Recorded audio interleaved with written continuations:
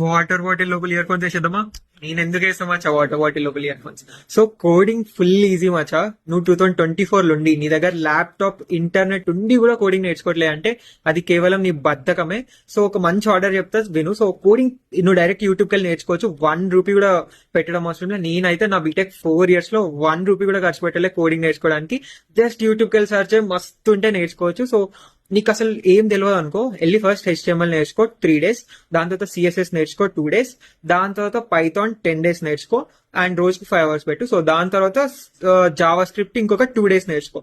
ఇవన్నీ నేర్చుకున్న తర్వాత నీకు పిచ్చ క్లారిటీ ఉంటుంది. సో ఇవన్నీ నేర్చుకో, ఫస్ట్ అయితే స్టార్ట్ చేయి. సో బేసిక్ ఇట్లా 1 week 2 weeks లో అయిపోతాయి అన్ని 3-4 weeks లో. సో దీని తర్వాత ఏం చేయంటే నీకు ఒక 2-3 weeks ఏమో వెబ్ డెవలప్మెంట్ ఎక్స్ప్లోర్ చేయి, దాని తర్వాత 2-3 weeks ఏమో డేటా సైన్స్ ఎక్స్ప్లోర్ చేయి, దాని తర్వాత 2-3 weeks మెషిన్ లెర్నింగ్, దాని తర్వాత 2-3 weeks ఆండ్రాయిడ్ డెవలప్మెంట్.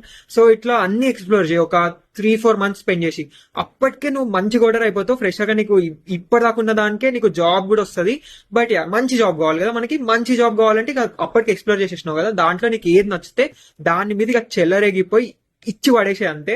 సో ఇట్లా నువ్వు టోప్ కోడర్ అవ్వచ్చు. ఇలాంటి మరిన్ని ఇన్ఫర్మేషన్ కోసం ఇంజనీరింగ్ అనుమత్యంని ఫాలో చేయడం మాత్రం అస్సలు మర్చిపోకు. Happy coding.